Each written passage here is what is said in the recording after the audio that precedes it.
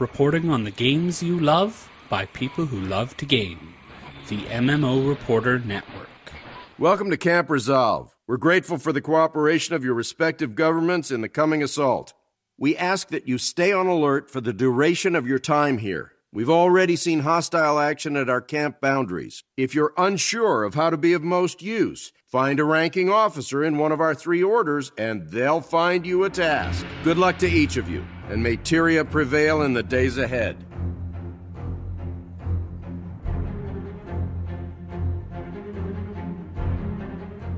Happiness mode engaged. Hello.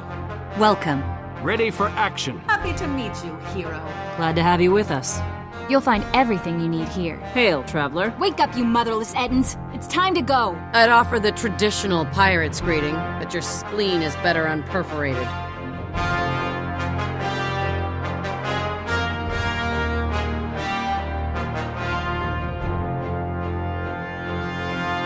You're listening to Guild Wars Reporter on the MMO Reporter Network, brought to you by Audible.com. Get a free audiobook download at audibletrial.com/MMO Reporter, and by Doghouse Systems.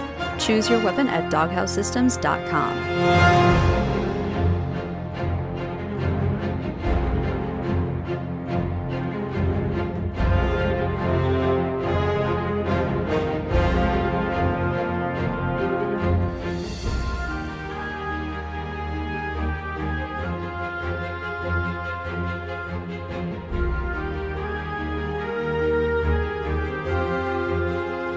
Hello and welcome to episode 196 of Guild Wars Reporter. I am Allona and I am once again joined with Hunter, by Hunter. I never know which one to say. The lovely Hunter. Thank you. I enjoy the lovely Hunter, and yes. Thanks for having me, the arresting Allona. Ooh, makes me sound a little bit martial, but okay. I'll take it, I guess. Fair enough. Yeah. I should just reword that because I never say I'm joined with or joined by. And once again, the lovely Hunter has joined me for this episode. Maybe I just need to reword the phrasing of that. Or listen to how Celeste would always do it. Maybe that's what I should do. Probably thinking about it a little too much. Yes, I can't do anything on my own. Mm-hmm. All right. Sure you can. Well, show notes to the contrary. Hunter, in that vein, what did you do in game these last 2 weeks? Because we did miss last week. There's quite a bit. There's quite a bit to go through here. Let's start with where I filled in last minute on like a week and a half ago Friday for Relics of War's Friday Night Fright Club, which is what they call their raid team for Friday nights. It's a good name. Yeah, we did the Siege of the Stronghold, and then that group's first try on the Keep Construct, and then we did, we did Veil Guardian after that. It didn't really go, Keep Construct especially did not go well, because there was a few people who were new to raiding, and they haven't really done that much, so, and yeah, I screwed up, I admit it. I got the focus thing in raiding, what do you call it? When you're focused. Yeah.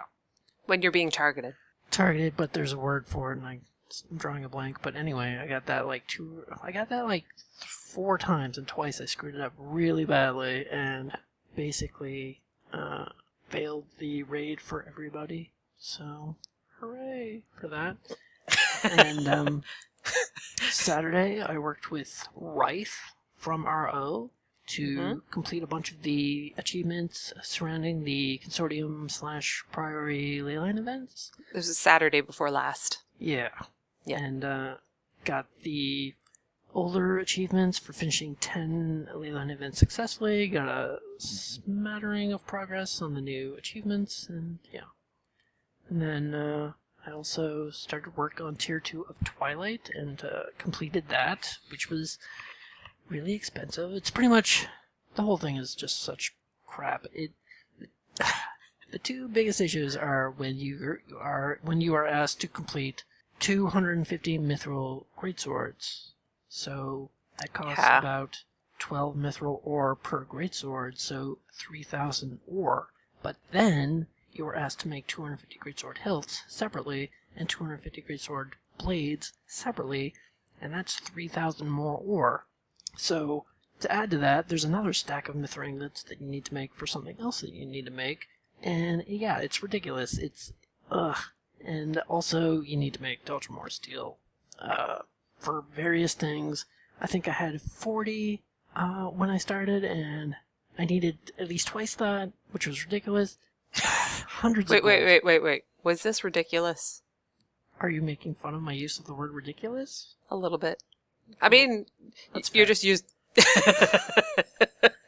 And I knew all about, like, I had just made Sunrise, so I knew all about this, but it still angers me that in making Twilight, I have to spend hundreds of gold on Deltramore steel and mithril, etc. It's just And weren't you saying the other night that you're thinking about not making Twilight after all that?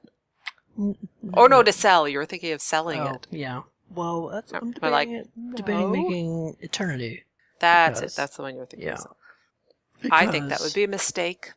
Well, it's 6,000 gold or something. Still putting it out there. I think it's a mistake. The cash. I mean, I literally have 6,000 gold, so if I sold Eternity, I would double my money.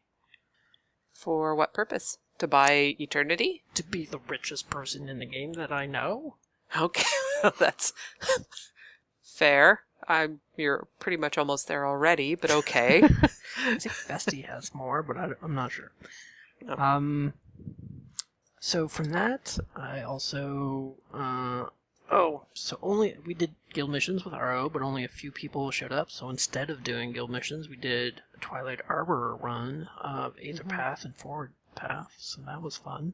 And then I did guild missions with Mock, and that was fine. We basically just did all the ones we could do with 5 people, so... We did awesome. Yeah. Actually, we had less than 5. Yeah, and we did a race or something, and did that, managed it. Did we have 5 people or less than 5 people? This was 5 people, I don't know. Week before last. Yeah, we got a lot done considering how few people we had. Mm-hmm. And a bunch of times, me and you went to Dragon's Den. Oh, so many farmed times. For Crystalline ore in there, because you needed it for something. Astralaria. Oh, right, yes. Mm-hmm. Did I spoil that? No, not at all. We'll get to it. It's on Twitter. Yeah. We did 3 Codicus runs the other day. Everything went extremely smoothly, even though we didn't do some of the typical skips. Instead, we just fought stuff like you're supposed to, which was a little weird. Because you're missing the second part of your Dragon Stand thing, and Panther is reminding you. Panther had never done it before? Yeah, he had never finished. It was the first time he had finished the Dragon Stand meta. That's true. So that's kind of a big deal. The first time you although I will say, kind of segueing from what you were saying before, I find the Dragon, because you had really hyped up the Dragon Stand meta when you and I and Celeste had gone in, when it was the first time for both of us. And I will say I appreciate it more subsequent fights than I did the first one. Did I overhype it or something? No, I don't think you did. I just don't, well, maybe? Maybe a little? I want to say no, because I think it's a phenomenal encounter. Mm-hmm. I just don't think I could. It was just a lot to take in, and so there was a lot I wasn't appreciating the first time. I see. So I appreciate it more now that I'm like, I can pause and look around and see different Especially since aspects the of best way to not crash in the final fight is to not move around too much. So you have to stand around and maybe look a bit and watch instead of trying to participate in every little thing. Yep. So, I also raided on last Friday with RO. I just did the Siege of Stronghold. I was just filling in again, so that person showed up, I don't know, about 45 minutes in or something, and dropped out so that they could do Veil Guardian. I think they did after the Siege of the Stronghold. I'm not sure what else they did. Were you there, Allona? Yep, I was there for that one. Mm-hmm. I was on the ground surrounded by mine for a large portion of the... yeah, but that happens. That definitely happened to me. Like, the first 2 times I did it, I was on the ground for long periods of time. and I was like the only person who died a couple of times for like a good portion. So I've only defeated one raid thing, and it was that one. It was like the second last one. Yeah. And that's unfortunate because if you do the Siege of the Stronghold and you defeat it, it doesn't unlock the mastery for raids. No. You have to start at the beginning, which makes sense. Can you start with Slothazor, though? Does that unlock it? How would I know, Hunter? I don't know. Okay, so after raiding again with them, what else did I do? I got my Mesmer to the Mushroom Spelunker Mastery Point underneath Rata Novus, so that I can help people get to it with portals. It's the first time I actually completed the jumping puzzle there without being ported myself, so I'm kind of proud of that, because that's kind of a pain in the ass jumping puzzle, especially since I had never seen it successfully done, so I wasn't sure which path to take. Well, and you were really wondering aloud, like in chat for a while, like where should you had a Mesmer you wanted to leave somewhere for something like this, and you weren't sure where you had wanted, so that's where you ended up deciding? Yeah. And it's funny, I've only helped like 2 people get up there since, because it's been a week, and I've logged into it every day and asked the map if anybody needed it, but nobody ever does. So I'm thinking about moving him somewhere else, I guess. So after that, I did TA again, a round of 3, all 3 paths. Well, the first one was Cauticus that you mentioned. Yes, but I did TA this time. Aether path and forward path with a couple people, and then I did 3 paths of TA later on. Okay. So 5 paths total. And I did the Anomaly in a couple of times. I still need a few completions to get do it 10 times or whatever. Ugh, I don't even want to look how many more I need to do. How many have you got done? I haven't looked in a while. I'm a little afraid. Probably still just 3, maybe 2. Okay, well we should probably work on that. Probably. And Dragon Stand a bunch of times with Allona. Oh, I said this already. No, this one was a different one because this was after the time we had done it. We did it successfully when Panther was with us. This time we tried a bunch of times and there were... Our commander literally just gave up. He really did. He was like, well, we're not doing it. Done. That's fine it. If you just stuck Wipe it out. his hands. It was like, we only have half hour left. And the timer stops as soon as you actually get all 3 things done. It was our path that was... the other ones were fine. It was us. Yeah. We were the problem. We were only like 13 people or something. It was pretty small numbers. Yeah, it wasn't... It should... Yeah, but still. And I actually tried to do the boss for that, and it was awful. And I would die, and I'd come back, so I'd port and run back, and the boss would be in the middle of the lane and not on the island where he needed to be, and it was like, oh, cats and dogs living together. It wasn't a good scene. Yeah, it was a bit of a cluster, etc. thing. But then there was another one that we did that it seemed like it might end up that way, but we actually succeeded. But in that case, the commanders were very good talking to each other. Like, we needed people, they said we need more people here, and so the North Path finished first, and so they sent us group 2, go here, do this and so they our boss group to mid lane's boss group to help them out. Yeah, so we ended up succeeding in that case because there was actually... The commander in when it failed, just did not talk much. Yeah. Did not talk much. Yeah, if you don't communicate, you're not going to succeed. Mm-hmm. But moving on, we also did a ton of Silverways. Well, I don't know if it was a ton. I did a ton of Silverways. I think I just did 1 round with Hashtag and Allona and some other people. Panther, maybe? I don't know. And in 1 breach, I got 4 things for the Twilight Collection, which was... What? Amusing.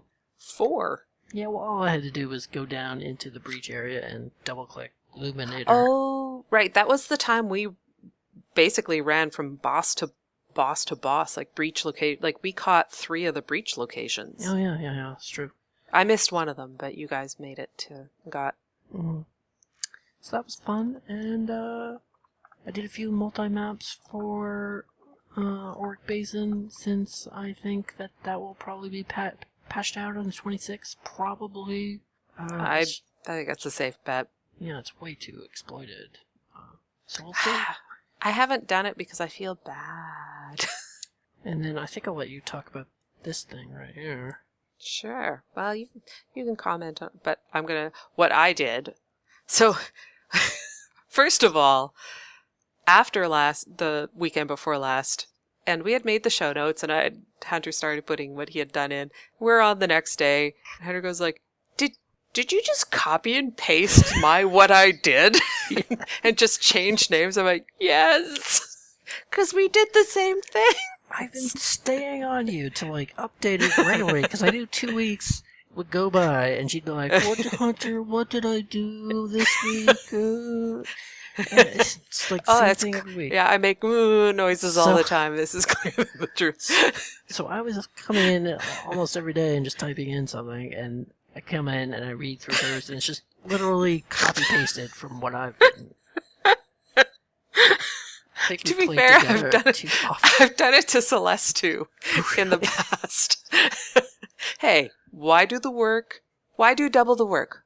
Really? Why? Yeah, why it's there. You typed out the words. I'm using them. Oh. So, previous Saturday, I worked with Writhe from Relics to complete a bunch of achievements surrounding the Consortium/Priority Leyline events. Yes, I said that. Yes. I did guild missions with Mock, and it went mostly fine. Yes, I said that as well. Dragon Stand with Hunter and Panther. Panther had never done it before. Oh, really? Interesting. I had not heard that. But then we start to diverge a little bit. While hunting for the Cosmos items for Astrolaria, I managed to get one hit on the Matriarch and Verdant Brink. I think it was, who was it that was running? I think it was Noggin or Zero. I'm sorry, guys. I can't remember which. It's 2 weeks ago now. I got one hit on the Matriarch and basically got silver for it. So I got the chest for another amalgamated gemstone. I was like, victory! I did finish the Cosmos that weekend. And then last weekend, I'm going to jump ahead a little bit, I did actually finish Astrolaria. So we'll go into that a bit more. I think it was earlier in the last Monday or so, not this Monday, past Monday, but the one previous. World vs. World with Voluptus and Laurel one evening. They're mostly in Yum, but they're also in Mock. And Aro. Oh, that's right. Yeah, well, I think it's a given that if someone's in Mock, they're probably in Aro. Yeah. And I went with Noggin one other time, and basically I am bad at World vs. World. I'm just laying that out there. You just don't have enough experience. It was not a good scene. I was with you for the all three paths of Twilight Arbor. Because you copy pasted it. Go ahead. Did I actually copy paste that one? I think so. I did too.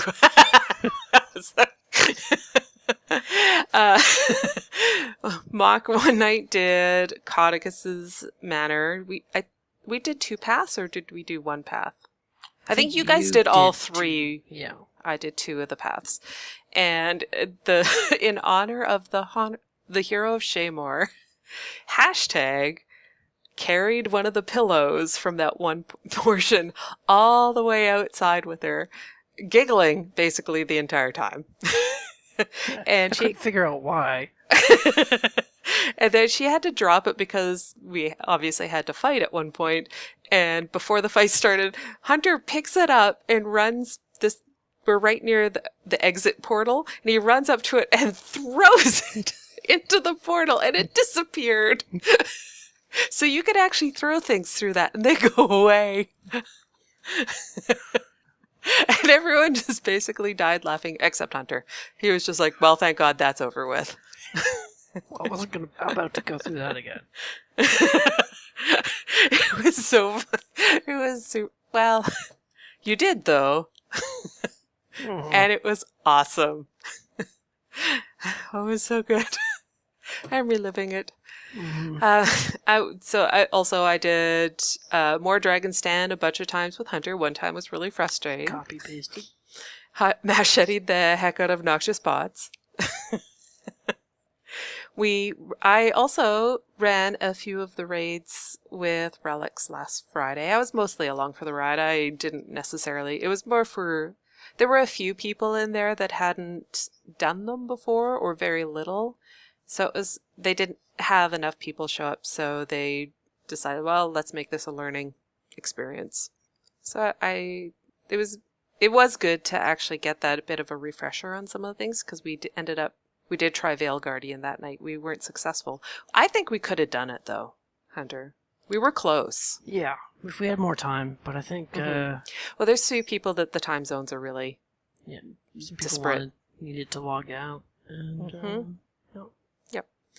I did guild missions with Relics the one night, and then the mock raids happened. We had our first one, and we obviously didn't finish Veil Guardian, but because a lot of the start of that was set up, plus we're learning, and that one, so Key joined us. She hadn't signed up for them, but we had 9 people show up, so we needed one more person. And Key, who has major PTSD from WoW raids and swore she'd never do it, was able to be strong-armed to come along as our warrior.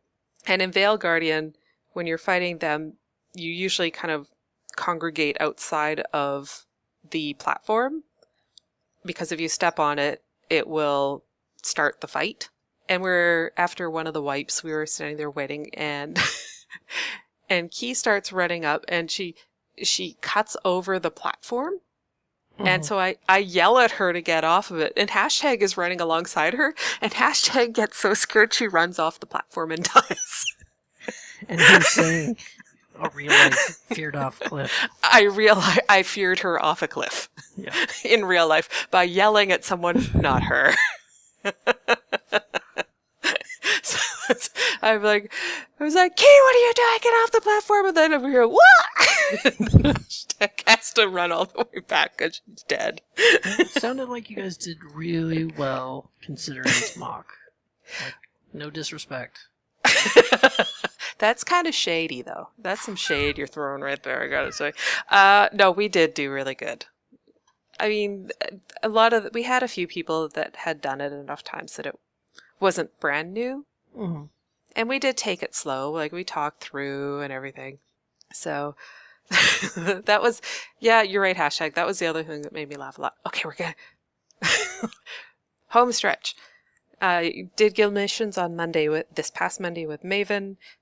Bog wasn't able to be there, so they weren't recorded. So so my stress levels were not quite as amped up because there was no pressure for the races. There were 2. I have no idea if I even won or lost in them. We tried to do more of the leyline events, but they kept failing, like over a few different nights. Well, just we got not having Snowden one successfully, and I think we did try 2 different Mount Maelstrom ones, but it didn't scale well. And we failed the Snowden one last night that we did. Mm-hmm. It failed. Okay. Yeah. You and I went through the puzzle in, where is it? Plateau. Where Plains. and we fought Rendak a bunch of, that was almost English. Blah, blah, blah. We fought Rendak a bunch of times because I decided I wanted to try get some of the things for Treasure Hunter. Yeah, and for some reason it just wouldn't give you the chalice.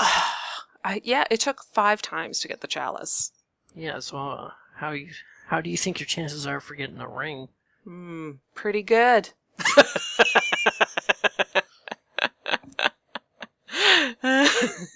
Yeah, good. I just expect to get it any time now. The eternal optimism. Allona. No, that is sarcasm, Hunter. Yeah. That's actual sarcasm. Okay. Actually, I'm going to read these ones in the reverse order as I type them. Last night, finished Season 2 achievements. Good job. So, Yeah, I really like nose to the grindstone, got those all done as soon as possible. Yeah, it's only been 2 years. Yeah, for season 2. Yeah. It was, you helped, it was both hashtag and Celeste was on. She joined us for both the Leyline events that failed and these, and we were able to get a bunch of them done. And I got them completely done. I'm not sure if we got hashtag 5 for hashtag and 3 for you, I think. Yeah, and I think about 5 for Celeste as well, actually. 3. I think she left before we did. Packed Assaulted. right. Yes, you're right. So she got 3. Mm-hmm. And in the midst of all that, I got my 21K achievement chest. I hadn't realized I was. Thank you. I hadn't realized I was that close, and so I got my radiant boots, yo. Oh, and congratulations on Astralaria. Oh yes, and I have Astralaria, and I have footfalls.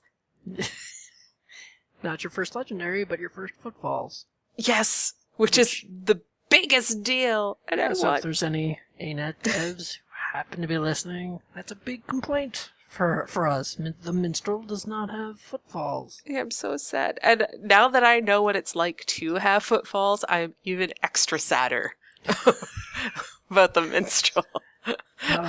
Okay. And they're great footfalls. And Astralaria is lovely and wonderful, and I'm very happy with it. And I'm thinking about going for Chumbawamba. What are you going to use a short bow on then? I mean, that's my question. You don't use short bow on anything? I do. I'm playing the Daredevil for raids, so short bow can be useful there. Like it's the staff. Just it is staff, but the build that I was currently using did swap to short bow for some things. So I don't. It's not a guarantee. I'm contemplating. There's other things. I'm kind of thinking about maybe getting the Ambrite weapons done, or perhaps the machined weapons, but just working towards as goals, long-term goals. I'm thinking about those. There is one final thing. The thing I have highlighted in my. Oh yes. I made hashtag and Hunter pose for screenshots for like 10 minutes. And when I tried to leave, she's like, "No, I'm taking screenshots." But they turned out so good, and I'm using one of them in the slideshow. A lot of people favorited that screenshot. Because it's a really good screenshot, I have to admit. We looked great. Now we just need one more Azura with Chumbawamba for all of the hot legendaries, and we're set. So if anyone has that. Yeah, and Hunter kept getting attacked. That's right. It was at the jumping puzzle in Dry Top. Yeah. The crash site 3 or 2. And 1. actually, side thing, I actually managed to jump up that without a portal too, Hunter. Oh, well, good job. And I remember getting up and I'm like, how did I manage this so easy this time around? It was always so hard.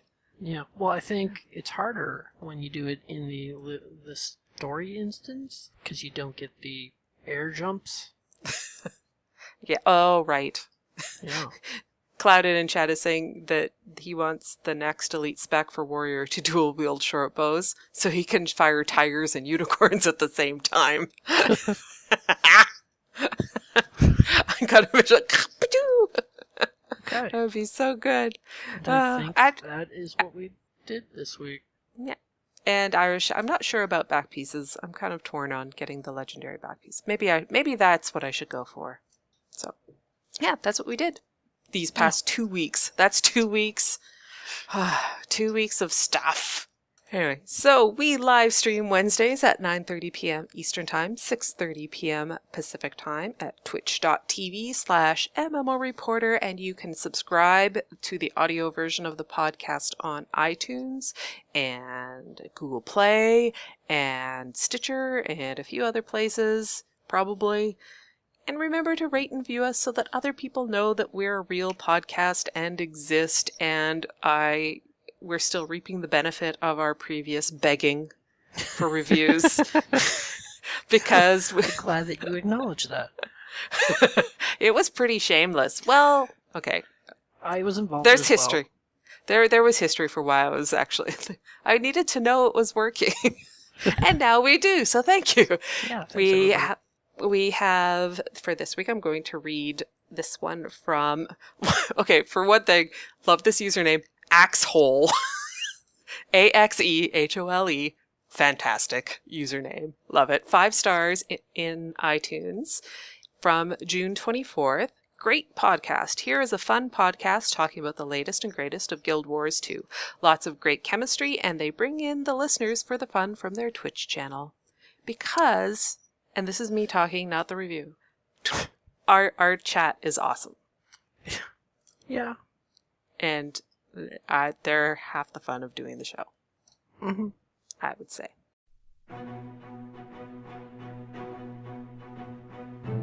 Think we're ready for another attack? From land, air, or sea, we won't be caught off guard again.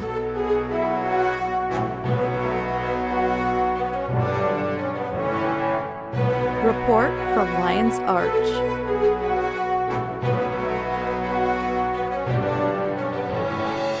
Long live Lion's Arch.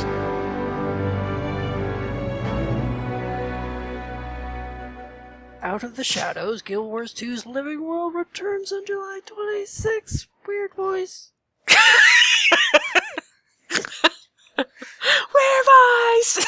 Yeah, so there were a bunch of things. Like, there was a post on Guild Wars 2, there was a massively OP post, there was an MMORPG.com post, and a YouTube video from Game Reactor, so we got a fair bit of information. Nothing too great. Actually, before we go into it, I enjoyed reading or consuming all of this media. I didn't find an awful lot of, maybe I wasn't reading the right article. Let me just suck in here.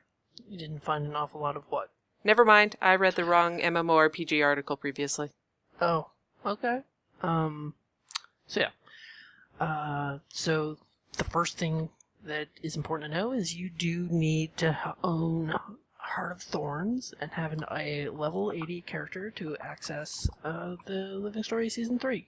But you can get an instant level 80 boost when you buy Hot, if that's what you want to do. Mm-hmm. Episodes will be 2 to 3 months apart. I think that seems optimistic. I'm betting more on the 3 months personally, but I'll be pleasantly surprised.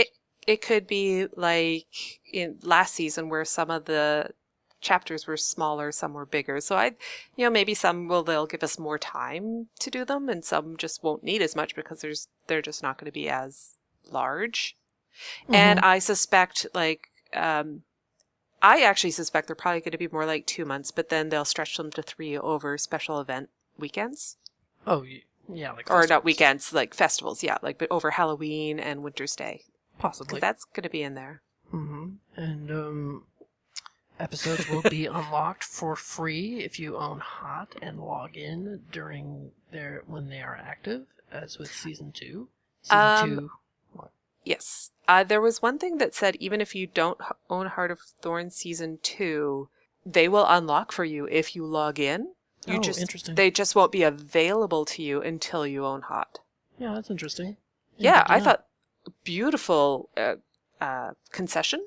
Yeah, if someone's waiting for a sale on Heart of Thorns, or just aren't in a position to be able to buy it right at the moment. Or maybe if they're just waiting for the next expansion. Like, mm-hmm. I'm sure they'll offer Hot for free when the next expansion comes out if that's what they're doing. Yeah.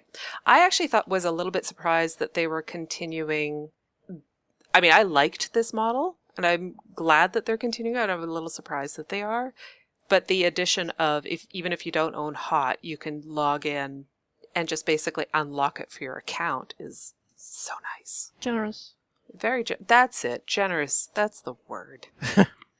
Okay, so Season 2 is now on sale for 40% off until Season 3 is released. So that's the next couple weeks. And do you know how much that ends up being? It depends on if you have any previous chapters unlocked, right? Because it'll take that into account. So I don't know if you need. I don't know if you need all 8 chapters. If you only need 1, that makes it probably pretty.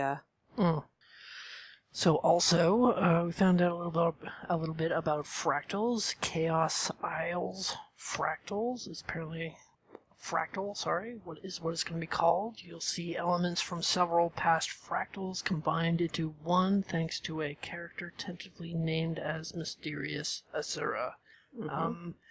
Not a lot of information there. It's I thought it was vague, and... well, they want to surprise us. Yeah, it sounded like they were combining things to make one fractal, so maybe they're combining some of the old fractals. I don't know, but I don't know how that would work since all of those collections are now tied to like all of those fractals. How that would work out?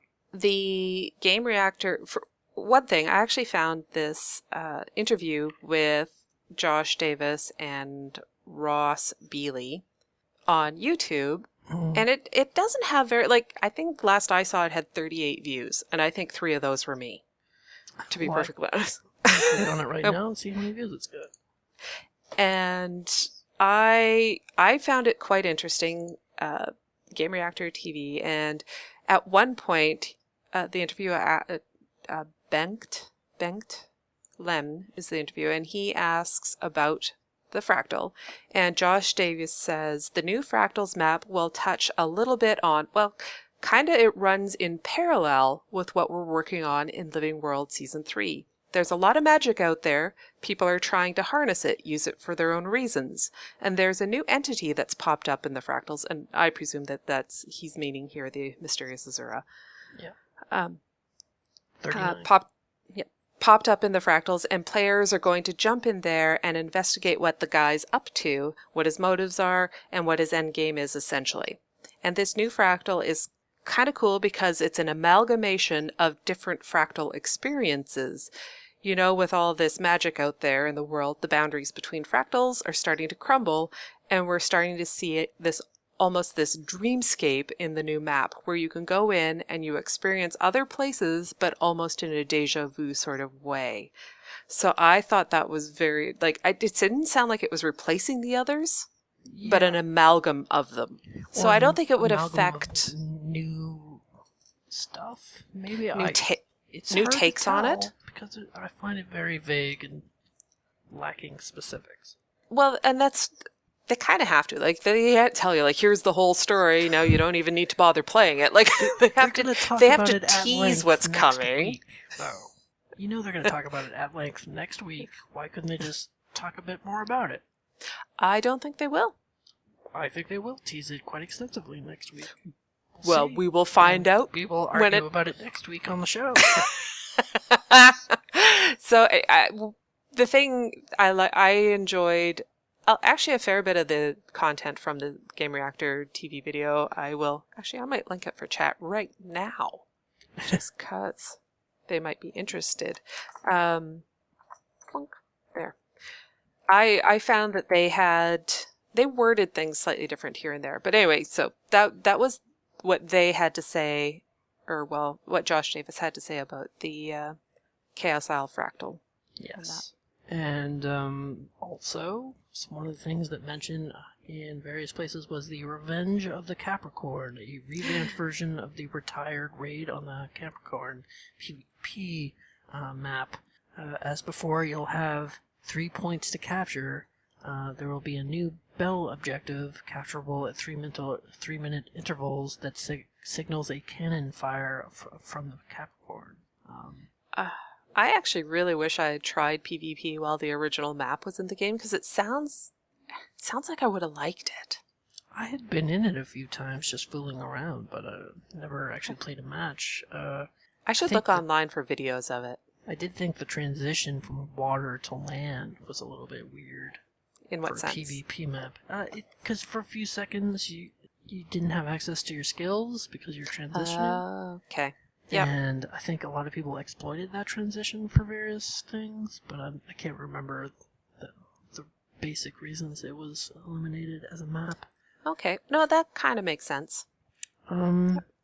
So yeah, the various media outlets are suggesting they'll talk about hands-on experiences with the update next week. So it sounds like they've got another embargo date for next week where they can talk about stuff. Mm-hmm. I do know also, going back to the Game Reactor TV interview, they specifically mentioned at that one that this particular Season 3 is going to have a Wild West or Klondike feel where like people are out to get theirs vibe that you're and I presume when they mean that, that's like other factions, obviously not players, but yeah, they're out to get ley line energy, I guess. Yeah, there's so much like the Gold Rush era sort of like, oh, there's so much, there's energy in them, there are ley lines. Sort of like there's so many of them. Yeah, and we also got an email from the ArenaNet PR people, oh geez. We got an email stating some of the things included in a lot of the articles in the trailer, including a recap of where things left off at the end of Heart of Thorns and some of the raid plot points.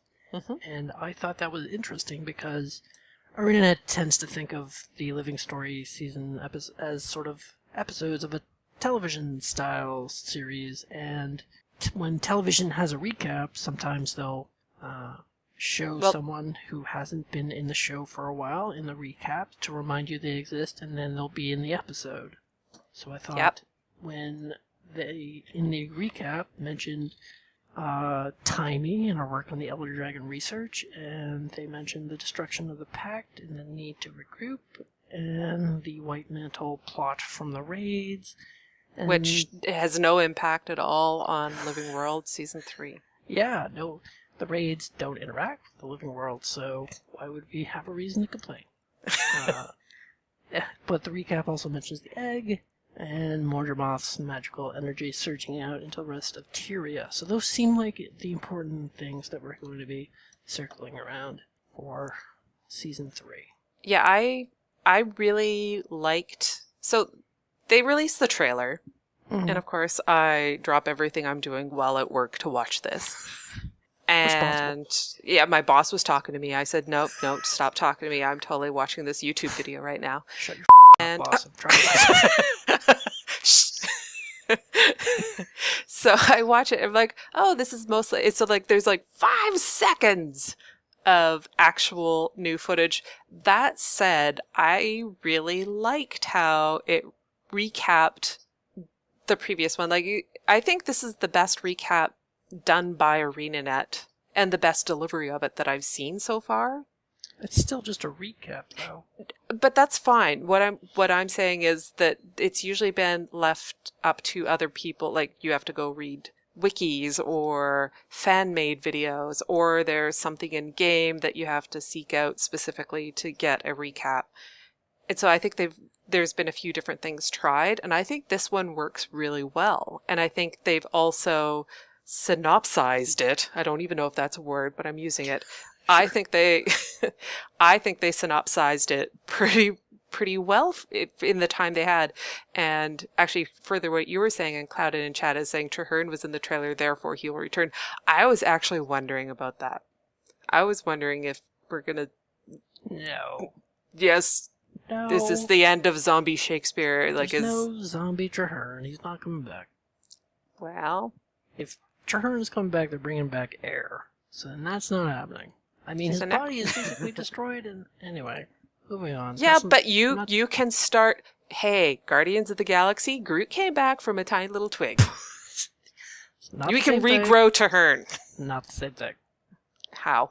How? They're both fantasy. They're made up things. Plant. Reality doesn't play any part in this. Oh, for God's sakes. Yeah, it's 2 different fictional stories. They don't suffer from the same rule set. Anyway. So, but Claudia, I was wondering about that with Traherne showing up in the trailer.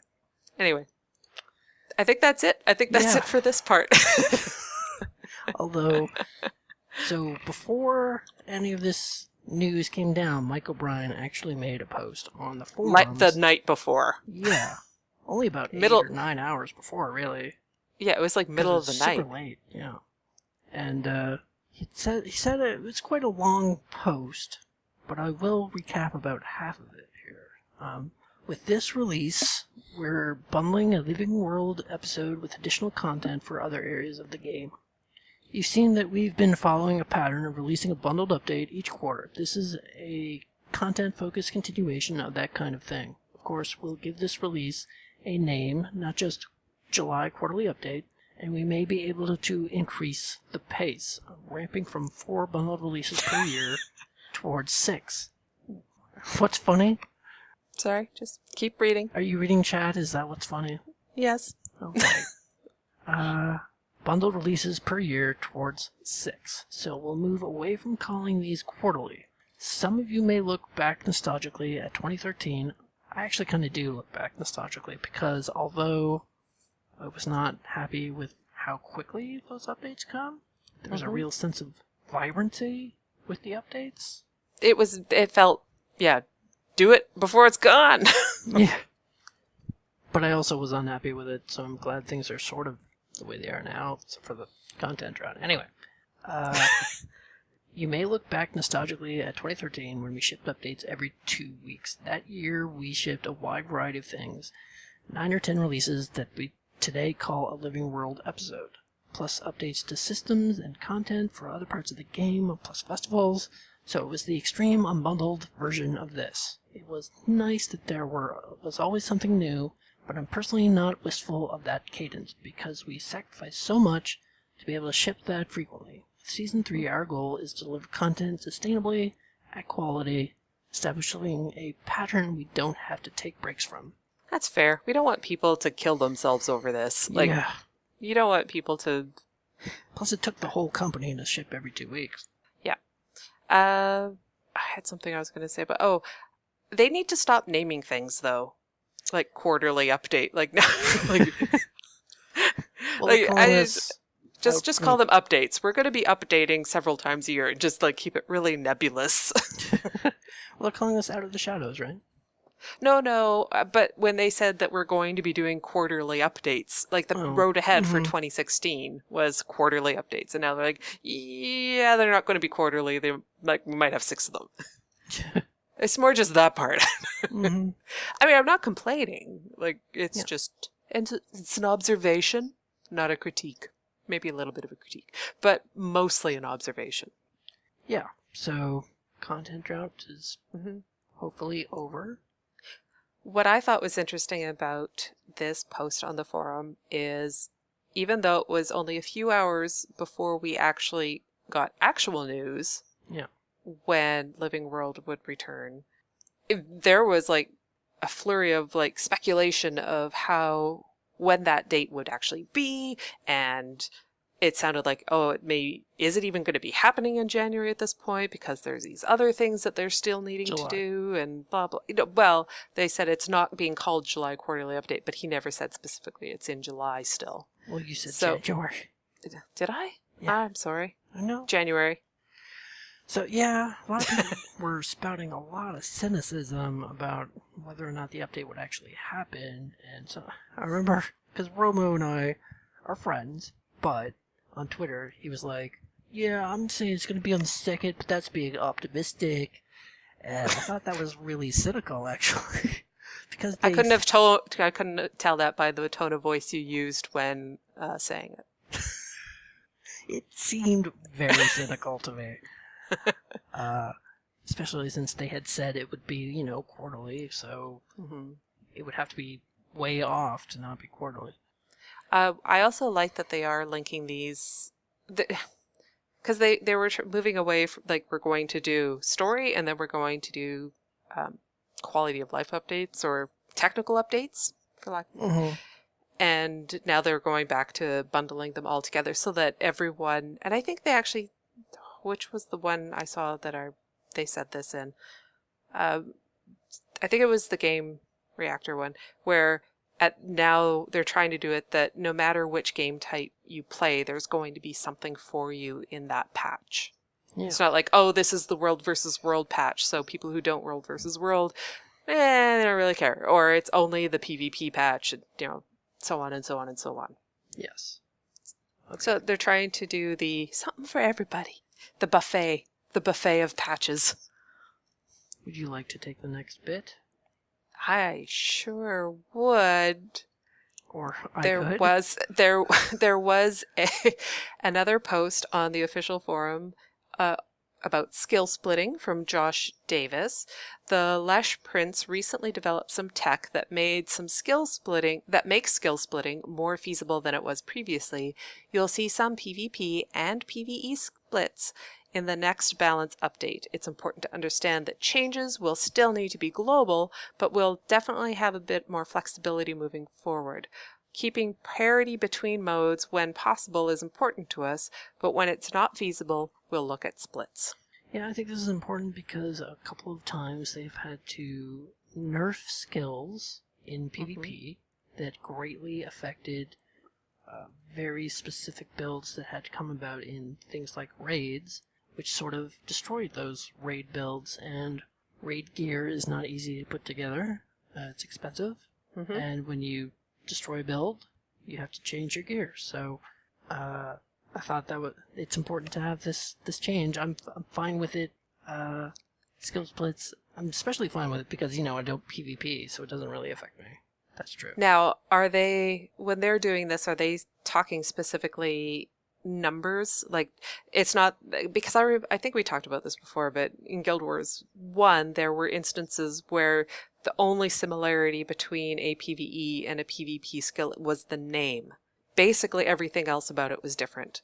Are they just going to be doing in your, I guess it's all guesswork because we have no idea. Yeah. Are they just going to keep it more like, oh, it does this much damage here, but this much damage in this other mode?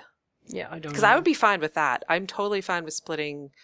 Just numbers, well, I hope it's just numbers, because I would say the majority of the time in Guild Wars 1, it was just numbers. There were a bunch, though, I thought that maybe I'm remembering wrong. I mean, it was years ago, so... And to be fair, I didn't PvP, but I remember reading forums about it and people saying, this skill does this. Or maybe it was reading about the skills. And they say in PvE, here's the skill tooltip. In PvP, here's the skill tooltip. I'm like, these are two different things. Yeah, well, I guess we'll find out soon. So. But yeah, I'm hoping it's mostly just numbers and not having to remember this skill means this for this game type and this for this game type, and they're completely different other than a name.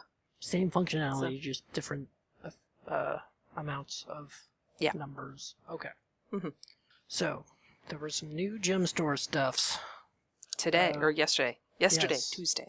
There's now a larger maximum number of shared inventory slots. They pushed it up to 13. So that's 2 more. Is it just 2 more? Lucky number 2. Lucky number 13. Yeah, it was 11 before. Oh, okay. There are also some new simple black line gathering picks, or gathering tools for 2,400 gems. Basically, you get 3 infinite gathering tools, but they don't have any special effects. And it's a good... I think it's a good deal when you consider that the other ones with the special effects are 1,000. Yeah, 1,000 gems each usually. So this is 600 gems cheaper. Actually, you know what? I think this could have only been 2,000 gems. Because they're so basic and skill. Yeah, you're not getting any effects whatsoever. Well, and some of those special ones actually harvest or gather quicker. Oh, or give you Watchwork sprockets. Which are awesome. Profitable. Yes, also, hashtag saying the same thing, that she likes them, just wish they were a little bit cheaper. Yeah, I actually kind of think 2,000 would have been, or 2,200. We're so quibbling over just a couple hundred gems. But although I'm glad they did this, I think it's a nice thing to have. There's also a limited Black Lion key pack for 900 gems, which guarantees 2 clean scraps and 10 keys. Which I was very, I'm not happy with it, but okay with it for a few moments when I thought that the 2 scraps were actually 2 tickets. At first I thought they were 2 tickets. And I thought, oh good, you can actually buy some tickets out of something. And then I realized they were scraps, and, it's bluff. It is gross. Gambling in online games is gross. It has always been gross, and always will be gross. Zero's asking if I bought it. Not yet, but I kind of feel like I have to, just to thwart Hunter. Uh-huh. Actually, if you mix spite and thwart, you get sport. And this is really what it is for me. Well, you ever notice that, like, when you open up the Black Lion chest with the Black Lion key, the actual thing looks like a slot machine? I wonder if 12-year-olds would feel like that was gambling. Mm-hmm. No response? The keys. You're fine with 12-year-olds getting addicted to gambling in online games. Okay. I wouldn't let them have my credit card. If you're 12 years old, you're not getting my credit card. That's all I'm saying. Okay. There was a post. Oh, I'm jumping up ahead a little bit. There was this just today? The Gift of Battle reward track news was just released. They will be adding some Mystic Clovers and Obsidian Shards to the reward track to help it feel more legendary themed. A release date for this change has not yet been decided. Yeah, I'm going to need one soon, a Gift of Battle, and I'm glad they added this because those Mystic Clovers and Obsidian Shards will come in handy, although I do have like a ton of badges of honor and nothing to spend them on. So, which you could have done earlier. But, yeah. Well, thanks. Rub it in. Oh, it occurs to me if I go for another legendary, I'm going to have to do it this way now. Yeah. Oh, should have bought 2. Yeah. Yeah. So, and also today there was a post on the GuildWars2.com site with a piece of lore called Notes from Radanovis. Basically, it is a... Part 1. Yes, Part 1. It's a short story in the form of journal entry from Timey, seemingly taking place after the defeat of Morgomoth. Mm-hmm. To that, I would say, why the heck is this not in the game and not on the internet? It should be in the game. We've had this discussion umpteenth times. Yeah. I'm totally okay where this... Why are you always okay with everything? Okay, I'll take it over nothing.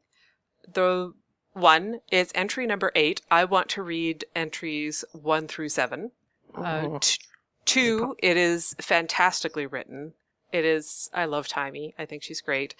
3, the way it's written reminds me of Key, who's in the guild with us, like a lot, which also delights me. I'm not going to say you're wrong. Okay.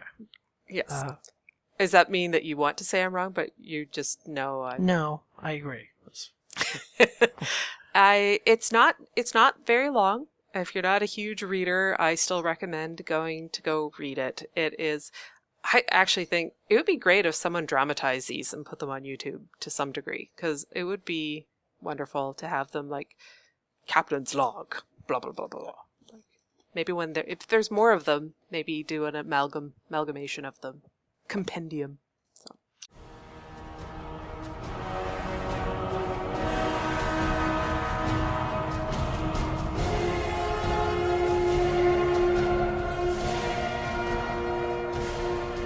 Surviving the Mist. Now recruiting for the Battle for the Mists. Is your life a dead end? Looking for meaning? I have the answer to your existential dilemma right here. And then it was time for Guild Wars Reporter to drown in the sweet sorrow of surviving the mist with your host, Clouded Chimera.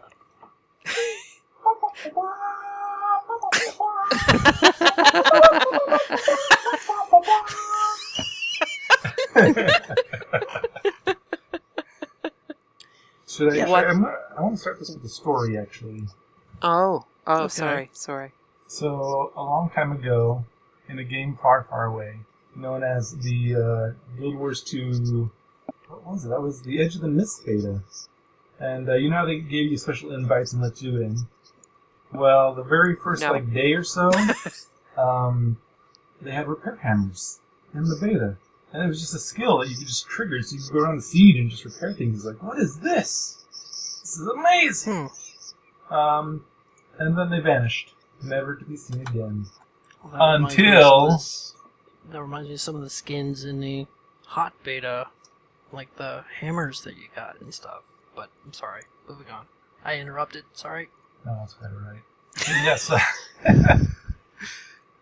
But yeah, so they've just put in a poll today, or super around today-ish, where it was today for repair hammers, and let's see if I can bring it up here. Read what he wrote.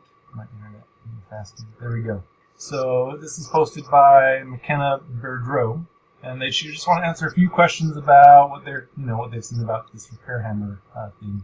So she goes in and she talks about how they're going to decide. It's another poll, so you can go and you can vote in this poll to decide if you want repair hammers in War vs. World or not. So she kind of says, okay, how are we gauging who's going to win?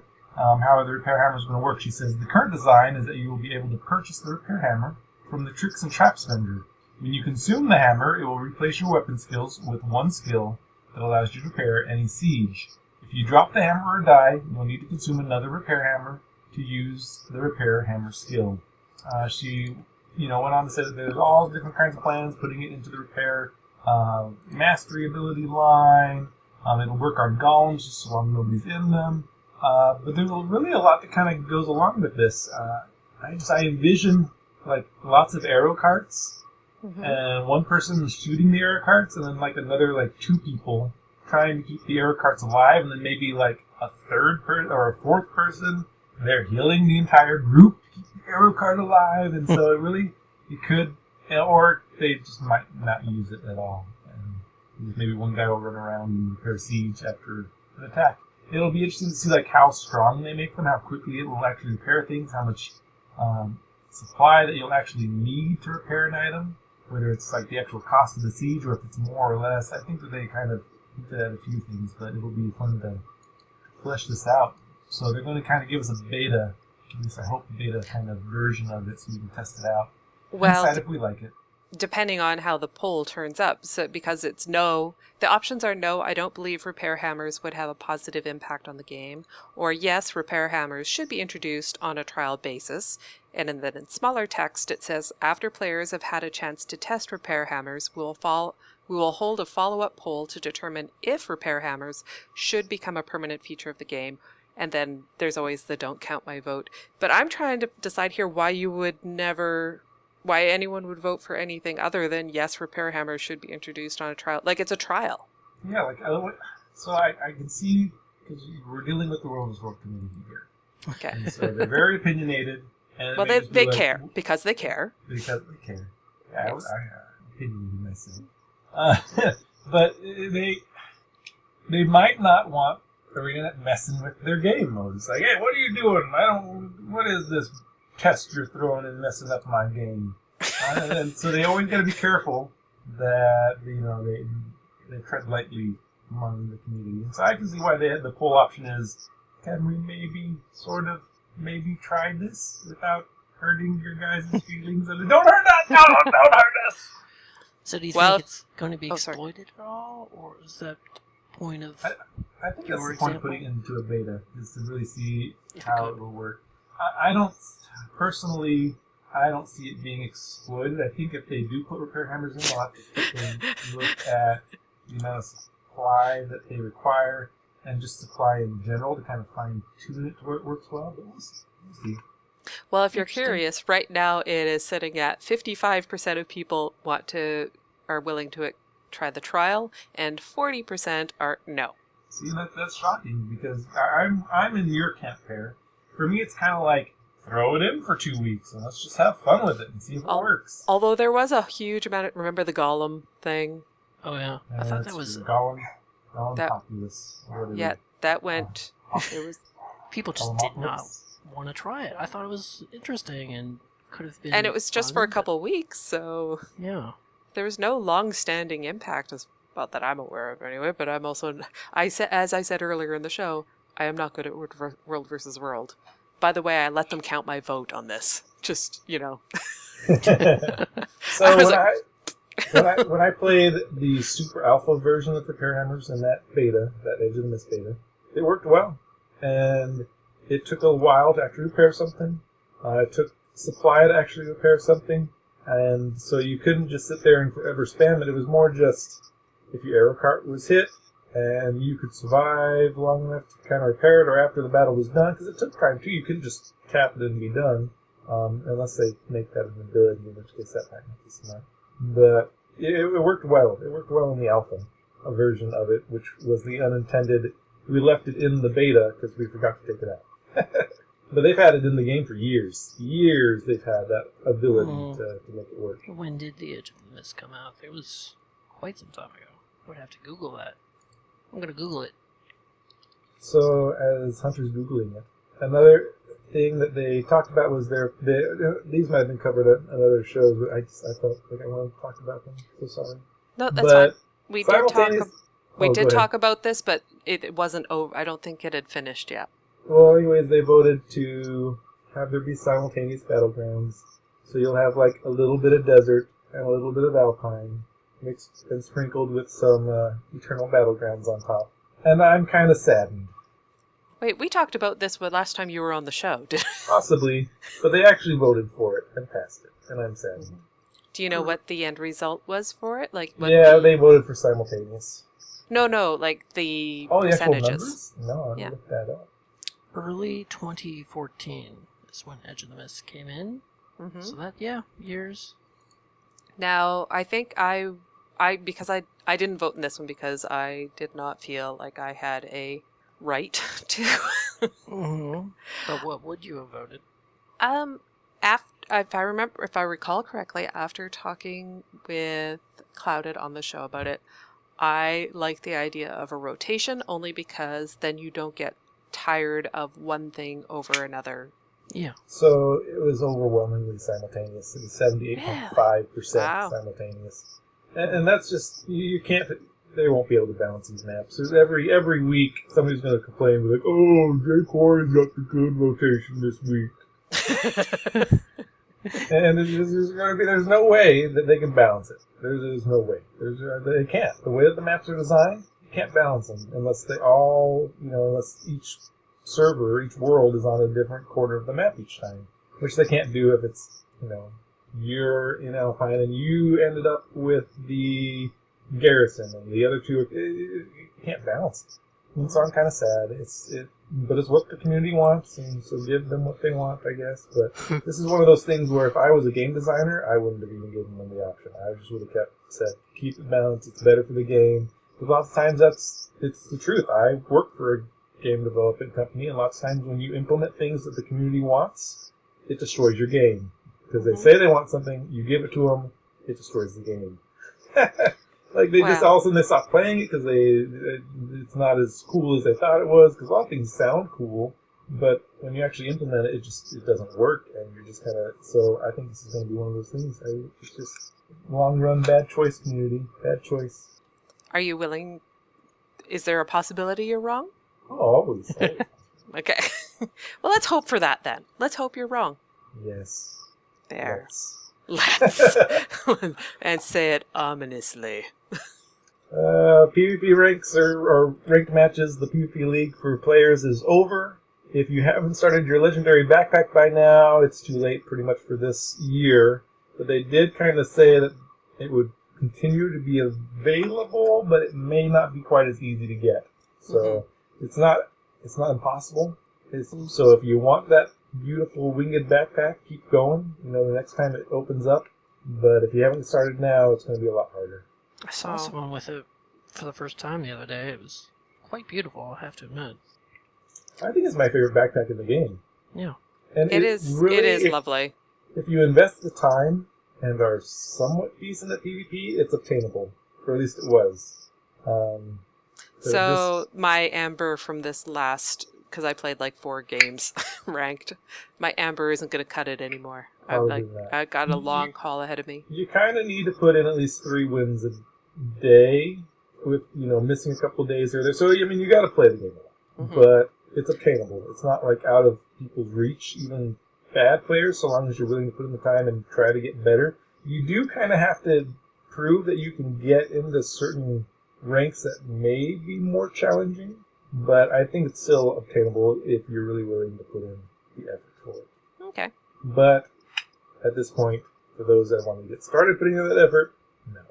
We might have to wait and see what they say when it comes to next year, how they're going to let other people get the old one. But they said it wasn't going to be as easy. There's going to be some more hoops to jump through. Why do you think they would do that? Oh, I think that they just want to have every year kind of something different, is what it was sounding like. Kind of keep it fresh for those that. Oh, that's interesting. Every year give them something new to work towards. But and they might change their mind. That was just kind of what they hinted at the beginning of all of this. I think that shuts out new players, though. Yeah, it does. Well, I mean, it depends on how they go about it. Like, if because you'll have another legendary backpack to work for, and they'll kind of want to push people towards that. So they don't want people to be overwhelmed, I think, by always having, like, tons. And so maybe they want you to be focused on the legendary backpack of that year. Mm-hmm. But have maybe the option, if you're, above and beyond player, to still go back and get those. We'll see what they do. There's nothing in concrete. That's just kind of what they mentioned. So that's just kind of if you haven't started yet, you won't be able to get it next quarter or the next league that comes up, because it typically takes at least 2 leagues for the hardcore players to get it. If you're playing just, casual, hardcore, or easy, you'll get it. But you've had the party kind of started. Cool. Pro League Season 2. Congrats to Civilized Gentlemen. It was amazing. Congratulations. I actually missed all of this. Oh my goodness, Bear, it was amazing! I can't believe you didn't watch Season 2 of Pro League. Dear Lord, Hunter, seriously? Rom was freaking throwing up, and he still came and won the championship. That guy always seems completely out of it, to be honest. It's part of his charm. Yes. Well, I did see that they're on YouTube, so I might watch the replays. Yeah, watch at least the last one. It was really good. And Helseth, for as much as people love to hate the man, glorious. It was beautiful. So it was his first championship win. You can finally say that he's won one of these, and maybe now he'll be a little less boastful. Actually not, he'll be more boastful. But it's all fun and games. So. With money. But with money. Speaking of money, though, I don't know if you guys covered this one either, but they announced the World Championship they're going to be doing as well, right before they had the Season 2 Pro League. We didn't cover it, but yeah, I've heard $200,000 or something. It's a ton. I like $200,000.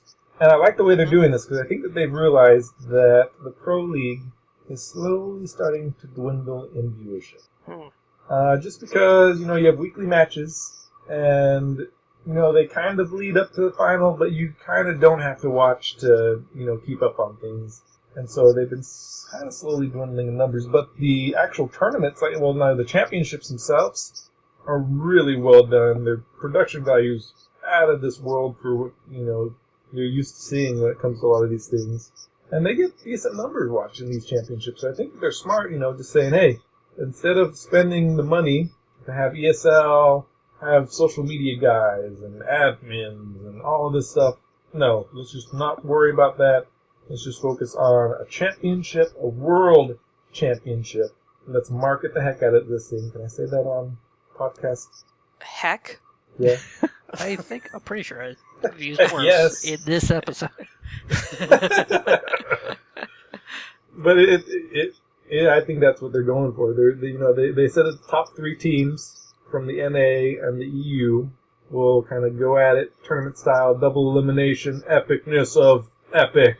In beautiful Burbank, California. In beautiful Burbank, California. So no China then.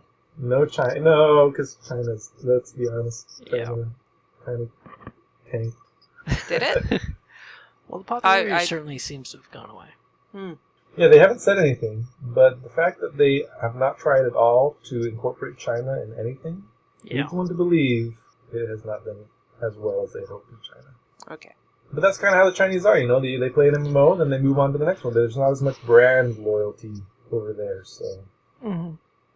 But yeah, so stay tuned. September 17th is when it's been announced, so, that's just... Yeah, that's 2 months away.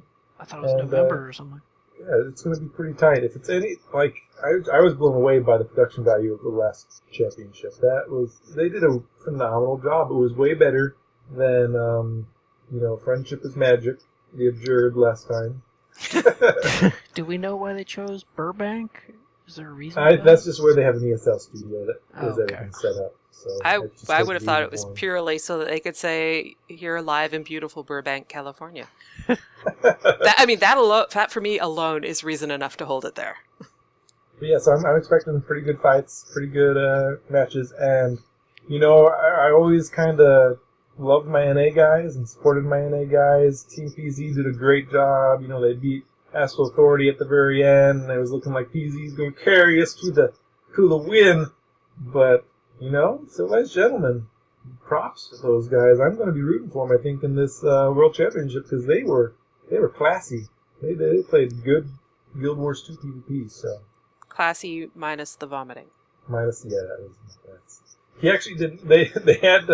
They got started in the very first match, and they had to stop it 2 minutes in, and they're like, we're having some problems. So hold tight for a little bit while we sort things out. And it turns out that Rob wasn't feeling good. Possibly was throwing up in the background. And so let's give him a little bit to kind of regather his composure a bit. Well, I am going to check this out now. I wonder if maybe he was just completely drunk. Is that?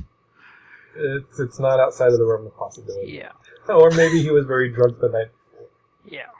And yet still managed to win. So it was good. I'm not even mad. I'm impressed. I'm not even mad. Yes. What's that from? Ron Burgundy. There we go, Ron Burgundy. It's one of my favorite lines from that movie. So that's cool. Yeah, pretty cool. There was one more thing I was going to say, but it's fleeting my mind, so I'll just leave it as that. Okay. Well, just do what I do and jump in when you remember. Yeah, feel free. Even when it's not appropriate, it's still fine. Yes. So we are going to be doing the previous game, which I actually forgot to put in what the actual previous game was for the title. Let's just quickly here, really quick. It was come up with your own die pack. It was, but I know that oh crap. Never mind. I can't find it now. Yes, it was. I just wanted to reiterate what it was. So we had 2 entries, as well as I submitted one, and Hunter did as well. So I'm going to do mine first, and mine was a Tengu die pack. Yeah. Yes. I'm a little bit jealous that you came up with that before I did, but okay. Yes. So the colors Time to Die. That's what the game's called. Thank you, Zero. Thank you, stranger. Oh. Yes. My colors were Isolation Orange, Dominion Red, Quetzal Green, Talon Silver, and in brackets Wing, Steel Shrike Black, Birds of a Feather Blue, and Totally Gonna Happen Teal. Totally Gonna Happen Teal. That color oozes with positivity. It sure and does. optimism. So not confident that's ever going to happen, even though I totally want it to happen. But okay. Yes. So my die pack is called the Disapproval Die Pack, which has colors called Guild Kick Orange, Salty White, Raid Puke Green, because I'm not a fan, and Content Drought Brown, Hopelessness... You chose that as brown. Well, yeah. Hopelessness Black, Doom and Gloom Red. So these are my dies. So we were talking, and I said, I have to put my die thing in just in case we get an entry that is the same thing, and mine is at least in here first. And he goes, okay, and he thought, that's really good. And then I heard some typing, and I looked to see what he typed, and I'm like, wow, that's amazing. He just came up with it on the fly. It's almost like it was innate for you, Hunter. Yeah, no. It did not take a lot of work. It was inspired, one might say. I'm just wondering what the shade of brown, this Content Drop Brown, would actually be. Something close to I would assume. Hey! We're safe for work here, buddy. Yes, we are. And then we also got 2 entries. One was from Irish Dog, and he did the Party Die Pack.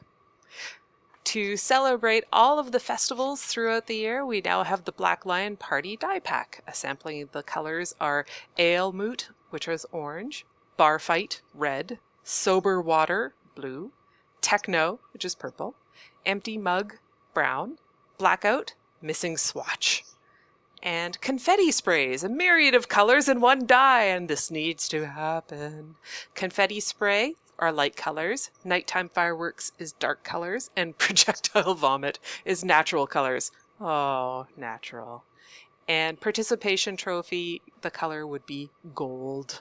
So yes, and Particle Shift sent in some dies. He says, "Greetings, fantastic podcasting professionals." Thank you, sir. Appreciate the compliment. So Particle Shift here. Gollum include audio. What? Why would I Gollum, read it? include audio. I say, you read this. Oh, This okay. is your sort of thing. Okay. Gollum, include audio. There. That should save some time. A game of dye colors. What a clever game. I wish I had thought of it. Reminder, previous message contained a set of games. Oh, right. That can't be right, because entering a game I made would be cheating. Corrupt memory files detected. Future game responses. Deleting corruption. What? No! Recover, undelete! Error. File not found. Please restate request. Well, so much for being ahead. So, a die pack. Oh, Moa dies. Love the rainbows of feathers, rambunctious red, blackwing, tickled pink are a few of the included colors. Thanks to the finest Azura engineering, these dies can be brought to you. The XU62 generator will... XU62 project is labeled Geometric Juicer, not a die generator. Shh! Now, as I was saying, we take this black Moa and flip the XU62 on... The remainder of this message is redacted by the Arcane Eye. The file is under investigation by the Arcane Council for experimentation on endangered species. Did you two organize that, or did... No! No, it was on the flag. I thought so. 'Cause I was like, what the hell? No. We're just Yeah. awesome like that. Yeah, apparently. Yeah. Well. Almost as awesome as the guy who made the game, making Particle Shift, who has a new game for us, which is amazing. Yes. Particle Shift sent in an email with like 12 different game suggestions, which were all great. And this one I chose specifically because of the living story coming up. And it is, oh no, magic gone wild! The energy being left untapped by the dragons has begun to twist the wildlife of Tyria. What new playable race arises from the current in-game wildlife? Example, bipedal devourer. Once little more than the pet bugs of Char and ogres, the infused devourers walk upright. They now seek to join the fight against the remaining dragons encroaching on their homelands. I'd play a devourer. What are those crazy cool creatures in Dry Top? Starts with a C? Cloacal? Collicles, yes. I want Something. bipedal collicles. I want to know if they will be have kind boot of- plates. Oh, you get poor legendary armors. I'm so glad that I don't care anymore about Resident. I'm like, those poor Char and the Seraph females. It's all good. It's dealt with now. Anyway, and that was Surviving the Mists with Clouded. I'm gesturing... Ba, ba, ba. I am gesturing very broadly with my arms for some reason when I said that. I'm kind of doing it too. It's fun. Thank you for being here today.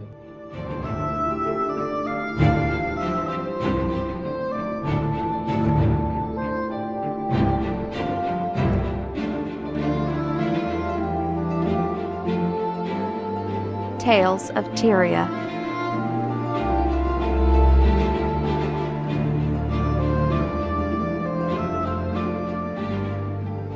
So I found on the Tumblrs this fan art of Sylvari loving shrimp. Oop. I did the wrong thing here. Boink. There we go. And it is about the Deadly Feast skill. that you gain swiftness and summon a swarm of vampiric shrimp. I don't know what I was going to say there for a second. That siphon health from nearby foes, and the shrimp are killing me in this. They're adorable. Yeah, it's an adorable thing. Does this person do any other art? I don't know. I hadn't actually looked any further. I'd be interested to see if they do anything else Guild Wars 2 related. See, I'm clicking on their thing. Oh, there's an old, fat, fluffy char on their main page. And there's Tybalt. Homeless Tybalt up here. Oh, the one with free apples? Yeah. Or no, he's hungry for apples. Yes, I actually saw that one and it made me sad, and I didn't select it. So I love the little shrimp with the fangies. I thought that was amazing. I just saw their Tumblr name. I didn't. Part of Thorns? Oh, yes. I did see that, actually. Okay, so moving on to the other piece. We have a Mom and Pop ? Artistic license ! It is a drawing of Antari and the Pale Tree sitting together, enjoying a pastoral scene. Yeah. It's very, Apenda is someone I also follow on Twitter, and she's amazing, and I believe Apenda's a she. They're amazing. Love them. Color scheme is great. You don't often see, really good inking, or not inking, but coloring with various Guild Wars 2 art. I fear the earth shattering kaboom. So, let's just do this super quick. Sorry, guys. Thank you, Hunter, for coming out again and joining me and only dropping a few swear words. You're welcome. Yes. Glad to be here. And thank you, Clouded, for coming out for Surviving the Mists again this week. We'll see you the next time. We may end up switching up, extending that a little bit so that we're not having Surviving the Mists at the same time as the Mondo patch, if you're okay with that. That's what I'm kind of hoping we can do. And thank you, chat room, for being wonderful and hilarious. And I hope my computer does not explode. And whoever chooses to listen to this in whichever way you choose to do so, thank you. And we hope to see you in game. Legion calls. So if you have a community event that you would like for us to share, go ahead and send us an email. Seize the moment. And if you've got a burning question or for our Ask an Azura segment, just let us know. I'm selling. You buying? We have coupon codes for Doghouse Systems. Use the coupon code MMO Reporter at doghousesystems.com to get an additional 120 gigabyte Super Star Destroyer drive for free on their next build. No free samples. Patreon page. If you're in love with the show or the network, please consider becoming a patron on our Patreon page. Thanks for pitching in. In the very least, it helps us keep the metaphorical lights on. So check it out at patreon.com/MMO Reporter. That fulfills my needs. Thanks so much. audibletrial.com/MMO Reporter. Books! Books, now with sound! Knowledge is the greatest treasure. If you want a free audiobook, you should go to audibletrial.com/MMO Reporter. That's valuable. So, Allona, if people want to get in contact with us, how would they do so? They would email us at gwreporter@mmoreporter.com. Twitter is @gwreporter. Our website is guildwarsreporter.com. You must visit more often. Voicemail is 616-666-6778, or use the widget on the right-hand side of the website. Our YouTube channel is MMO Reporter Network, and remember to like our videos and subscribe to the GW Reporter playlist. And if you feel like it, wander around and see what other shows are on the network that you might enjoy. You are a welcome guest. Facebook is GW Reporter. Tumblr is gwreporter.tumblr.com. So you can reach me on Twitter. My Twitter handle is clouded_chimera. You spell chimera CHIMERA. Find me at Hunter's Insight. I was not prepared. Allona may be found at One Big Pear. As in PEAR. And Celeste at Selly Uki. CELEOOKIE. Yeah, or you can visit us in-game. I'm onebigpair.1249. In-game account is Clouded Chimera, all one word, 0.9670. Send me a mail, give me a whisper. I'm always willing to chat and help you out with whatever you need. And I'm Seleuki.5046. Thanks to our fantastic chat room. You were busy and awesome and super cool tonight, so thanks a lot for coming out and recording with us. But most importantly, we hope to see you in game. May the spirits of the wild watch over you. Good hunting. Keep your blade sharp and your powder dry. Take care of yourself. May the Six watch over you. Until next time.